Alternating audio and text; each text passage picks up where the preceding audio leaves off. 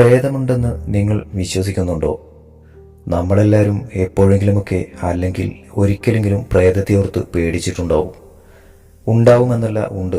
ഇനി അഥവാ ആരെങ്കിലും ഇല്ല എന്ന് പറഞ്ഞാലും ഞാൻ അത് വിശ്വസിക്കില്ല. ഞാനും പേടിച്ചിട്ടുണ്ട്. എനിക്കിതിലൊക്കെ കുറച്ച് വിശ്വാസം അല്ല, പേടിയാണ്. കാരണം എനിക്ക് ശരിക്കും ഒരു പ്രേതാനുഭവം ഉണ്ടായിട്ടുണ്ട്. സത്യം, എനിക്ക് ഈ അനുഭവം ഉണ്ടായത് നമ്മുടെ തലസ്ഥാന നഗരിയായ അനന്തപുരിയിൽ വെച്ചാണ്. CAയുടെ ആർട്ടിക്കിൾഷിപ്പ് ചെയ്യുന്ന സമയം തിരുവനന്തപുരത്ത് ഒരു ക്ലയൻ്റ് ഉണ്ടായിരുന്നു. ആ ക്ലയൻറ്റിൽ വർക്ക് ചെയ്യാൻ എനിക്ക് വലിയ താല്പര്യമായിരുന്നു. മറ്റൊന്നും കൊണ്ടല്ല, അത് എനിക്ക് സാമ്പത്തികമായി ഗുണം ചെയ്യുന്ന ഒരു ക്ലയൻ്റായിരുന്നു. അവിടെ പോകുന്ന ദിവസങ്ങളിൽ താമസത്തിനും ഭക്ഷണത്തിനും മറ്റുമായി 500 എൻ്റെ ഓഫീസിൽ നിന്നും പിന്നെ 750 രൂപ ക്ലയൻറ്റിൻ്റെ കയ്യിൽ നിന്നും ദിവസേന കിട്ടുമായിരുന്നു. താമസവും ഭക്ഷണവും കഴിഞ്ഞ് ബാക്കി വരുന്നത് എനിക്ക് ഒരു എക്സ്ട്രാ വരുമാനമായിരുന്നു. അതുകൊണ്ട് തന്നെ താമസത്തിൻ്റെയും ഭക്ഷണത്തിൻ്റെയും ചെലവ് മാക്സിമം കുറയ്ക്കാൻ ഞാൻ നോക്കാറുണ്ടായിരുന്നു. അങ്ങനെ ഒരിക്കൽ ഞാൻ തിരുവനന്തപുരത്ത് ഓഡിറ്റിന് പോവുകയാണ്. ഞാൻ സ്ഥിരമായി താമസിക്കാറുള്ള സ്ഥലത്തല്ല ഇത്തവണ താമസിക്കാൻ പോകുന്നത്.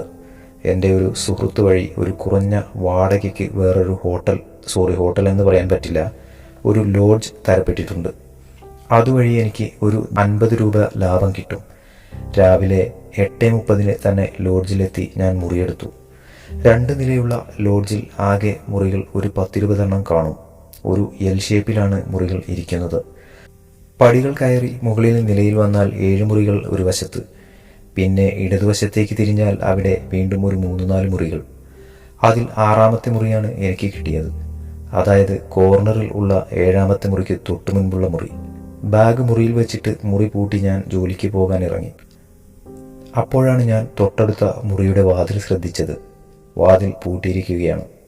അതുമാത്രമല്ല, ആ വാതിൽ അവസാനമായി പെയിൻ്റ് അടിച്ചപ്പോൾ ആ പൂട്ടും ചേർത്താണ് പെയിൻ്റ് അടിച്ചിരിക്കുന്നത്. ആ പൂട്ട് പെയിൻ്റ് കൊണ്ട് വാതിലുമായി കൂടിച്ചേർന്ന് ഒട്ടിപ്പിടിച്ചിരിക്കുകയാണ്.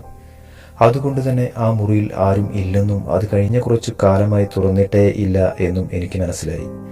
പക്ഷെ എന്തുകൊണ്ടാണ് അവർ അതങ്ങനെ സ്ഥിരമായി അടച്ചിട്ടിരിക്കുന്നത് എന്ന് എനിക്ക് മനസ്സിലായില്ല. വൈകിട്ട് ജോലി കഴിഞ്ഞ് ഒരു 7 മണിയോടുകൂടി ഞാൻ തിരിച്ചു മുറിയിലെത്തി. ഒന്ന് കുളിച്ച് ഫ്രഷായതിനു ശേഷം ഞാൻ മുറിയിൽ നിന്ന് വെളിയിലിറങ്ങി. ആദ്യം അത്താഴം, പിന്നെ ഒരു സെക്കൻഡ് ഷോ. അത് കഴിഞ്ഞ് രാത്രി 1 മണിയോടുകൂടി തിരിച്ചു ലോഡ്ജിലെത്തി. മുകളിലത്തെ നിലയിലേക്ക് കയറുന്ന പടിയിൽ തീരെ വെളിച്ചമില്ല.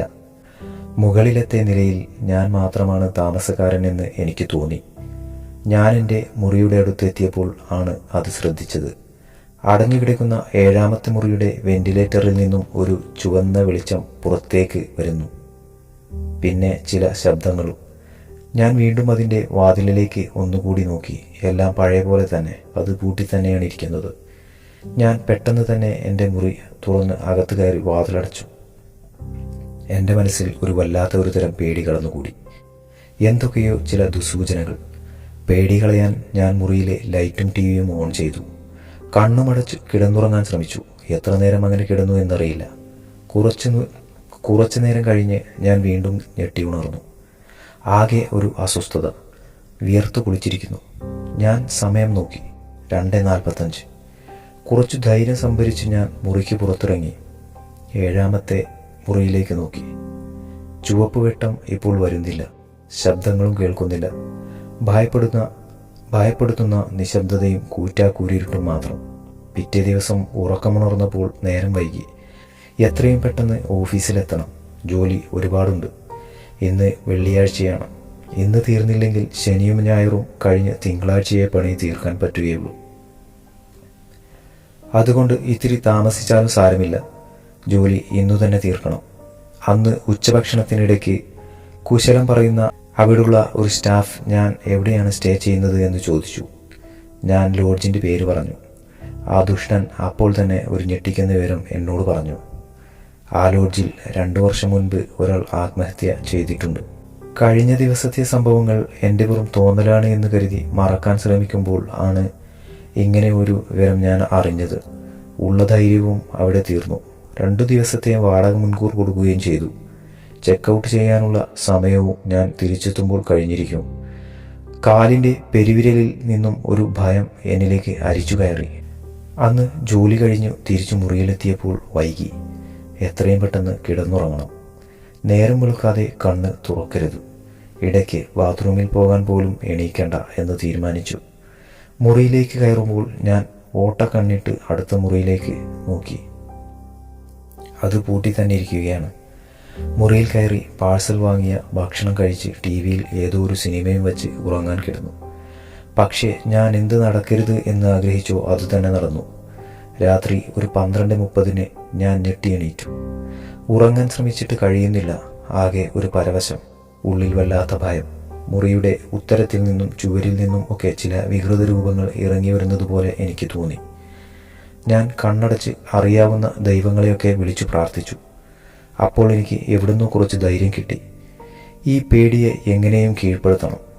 അതിന് ഞാൻ വെളിയിൽ ഇറങ്ങി നോക്കണം. ഞാൻ നാമം ജപിച്ചുകൊണ്ട് മുറി തുറന്ന് പുറത്തിറങ്ങി. 7ാമത്തെ മുറിയിൽ നോക്കി വീണ്ടും ആ ചുവന്ന വെളിച്ചവും അവ്യക്തമായ ചില ശബ്ദങ്ങളും. ഞാൻ മുറിയിൽ കയറി വാതിലടച്ച് നാമം ജപിച്ച് കണ്ണടച്ച് കിടന്നു.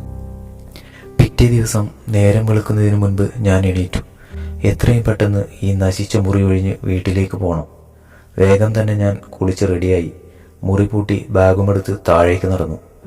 അവിശ്വസനീയമായ ആ സംഭവങ്ങളെക്കുറിച്ച് ആലോചിച്ചുകൊണ്ട്, ഇല്ല, അങ്ങനെ ഇറങ്ങിപ്പോയാൽ ഒരു സമാധാനവും കിട്ടില്ല. ആ മുറി ഒന്നുകൂടെ കാണണം. ഞാൻ തിരിച്ചു നടന്നു. 7ാമത്തെ മുറിയുടെ വാതിലിന് മുന്നിൽ എത്തി. ആ പൂട്ട് കൈകൊണ്ട് ഞാൻ ഇളക്കാൻ നോക്കി. പറ്റുന്നില്ല.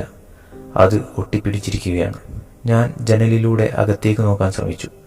ജനൽ അകത്തുനിന്ന് അടച്ചിരുന്നതിനാൽ അതും നടന്നില്ല. ഞാൻ മുന്നോട്ട് നടന്ന് ഇടത്തേക്ക് തിരിഞ്ഞു. ആ ഭാഗത്തെ മുറികളിൽ ആരെങ്കിലും ഉണ്ടോ എന്നറിയാൻ. അപ്പോൾ ഞാനൊരു കാഴ്ച കണ്ട് തരിച്ചു നിന്നു. കോർണറിലുള്ള ആ 7ാമത്തെ മുറിക്ക് ഈ ഭാഗത്ത് മറ്റൊരു വാതിൽ കൂടിയുണ്ട്. അത് തുറന്നു കിടക്കുകയാണ്. അകത്ത് 2 ബംഗാളികളും. താഴെ റിസപ്ഷനിൽ ചെന്നപ്പോൾ അവിടെ ഉണ്ടായിരുന്ന ആൾ പറഞ്ഞാണ് കാര്യം പിടികിട്ടിയത്. ആ 2 ബംഗാളികൾ ആ മുറിയിലെ സ്ഥിരതാമസക്കാരാണ്. രാത്രി ഏതോ ഹോട്ടലിലെ പണി കഴിഞ്ഞു വന്ന് മുറിയിലെ ചുവന്ന 0 വോൾട്ട് ബൾബും ഇട്ട് ഏതോ ബംഗാളി നാടകവും റേഡിയോയിൽ ഇട്ട് സുഖമായി കിടന്നുറങ്ങുന്നതാണ് ഭയ്യമാരുടെ ദിനചര്യ. അകത്ത് കറങ്ങുന്ന ഫാനിൻ്റെയും ക്ലിയറല്ലാത്ത ബംഗാളി റേഡിയോ നാടകത്തിൻ്റെ സൗണ്ടുമാണ് ഞാൻ അവ്യക്തമായി കേട്ടത്. അത് കേട്ട് ചിരിച്ചുകൊണ്ട് ബാഗും എടുത്ത് തിരിഞ്ഞു നടക്കുമ്പോൾ ഞാൻ അയാളോട് പറഞ്ഞു, ഞാൻ വെറുതെ പേടിച്ചു. ഇവിടെ ഒരാൾ ആത്മഹത്യ ചെയ്തു എന്നൊക്കെയാണ് ഞാൻ കേട്ട കഥകൾ.